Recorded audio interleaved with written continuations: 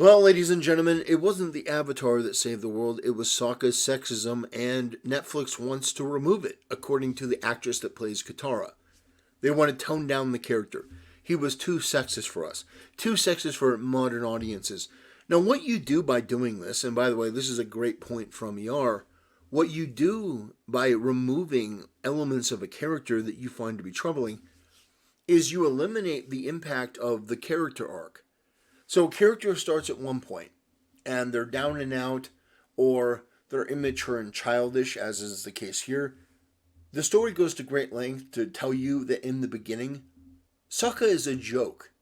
What he thinks, how he acts, how he behaves, how he can fight, it's a total joke.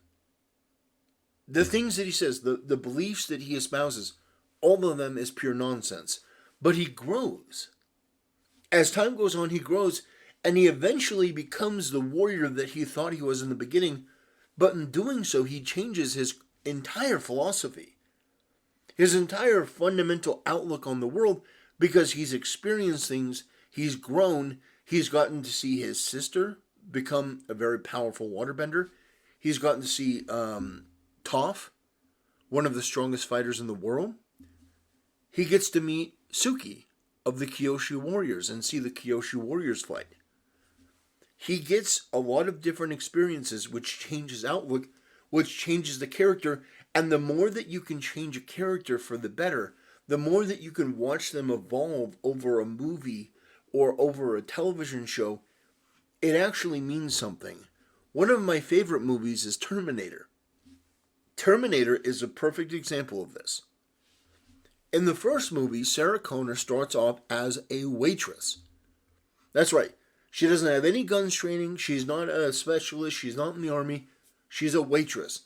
And the plan is that she's going to go out with her friend on a Friday night, but her friend calls and cancels because she's with her boyfriend. And, it's like girl stuff. It's normal shit.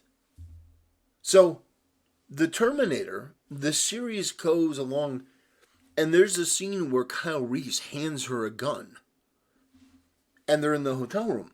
And she takes it, and she's not like, well, I suddenly know how to use this. No, she puts it on the bed and looks at it like it's some kind of foreign object. She doesn't really understand it. But by the end, she's not she's not a weapons expert. But she's survived long enough to know that I need to change. And so by Terminator 2, there's been years of distance. She's been training and evolving and learning the whole time. So she is a weapons expert. She doesn't just come into it. It took years. That character development, that growth. And then, once she's an expert, learning that she is not a machine. She's not a Terminator. She's not just a killing machine that can just go off and assassinate Dyson. That she still has her humanity. That's another character arc. And all of that starts from a girl that didn't know anything about Terminators or war or anything like that. She was just a regular person that was put in an incredible situation. That's why I think that character arcs need to make a comeback. Because I realize that you have people today that have low attention spans. They're not very intelligent. They're not very bright. And so they think that the solution to that is by making everything as simple as humanly possible. No. You have to bring back character arcs and character development and allowing characters to grow over time. You have to give them the opportunity to learn that what they thought was wrong. Let Sokka say all the sexist stuff. In fact, if I were them, I would have him be more sexist in the beginning. I would have him be more over-the-top sexist. But then, as he learns, and I would have key moments that would organically and naturally show his evolution, like in the show, but maybe even more of them, to show that he was wrong. And then the payoff is that when he admits to Suki of the Kyoshi Warriors that he was wrong, and that they were warriors and he would be humbled, if she would train him. That payoff is so much more if he starts further away from the goal. That's what these people don't understand. You make him less sexist, you make him more in line with what you think a modern weak beta male should be. You know, like a male feminist on Tumblr or Twitter.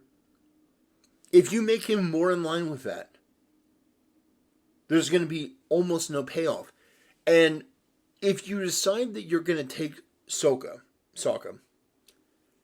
and you're going to turn him into like a male feminist, and he's just going to simp on the Kyoshi warriors, then the character is going to fail, the show is going to fail, and you are going to have ruined yet another franchise. Although I don't know how much more damage. I don't know how much more damage you could do after M. Night Shyamalan, and I mean, pretty much anything after that is not really gonna matter all that much.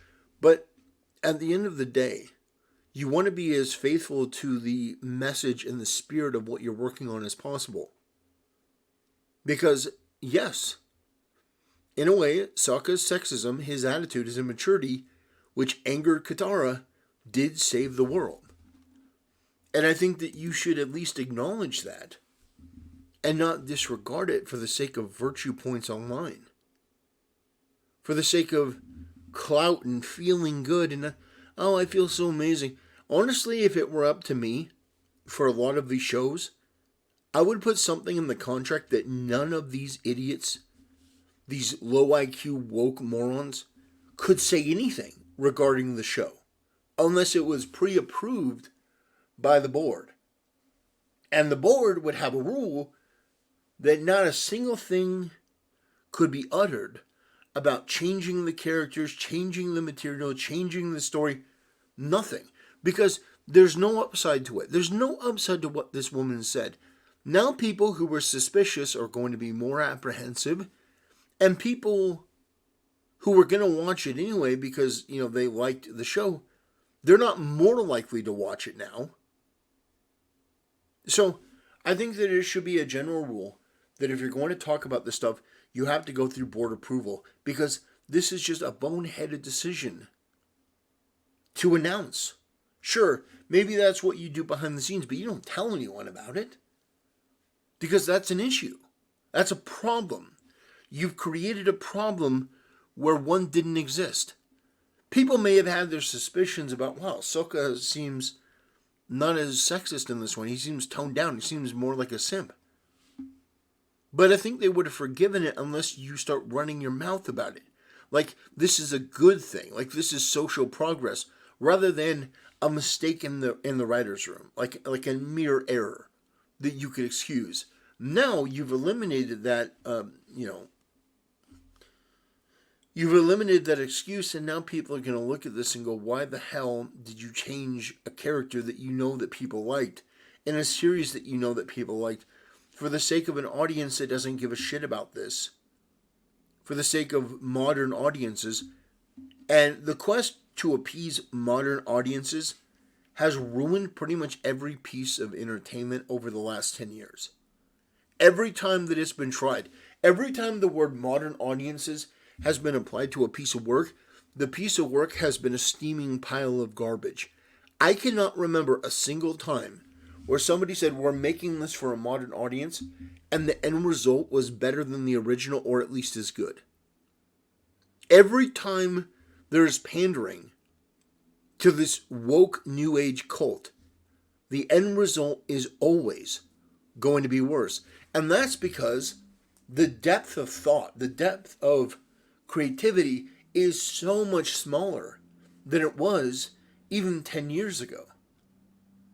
There is less capacity for thought and critical thinking and understanding human experience, because we're dealing with a bunch of immature, low IQ, virtue-hungry, attention-hungry losers that don't realize that by castrating a character's character, you are reducing not only their role in the show and their impact on the world, but you are doing damage to what the fans expect from you.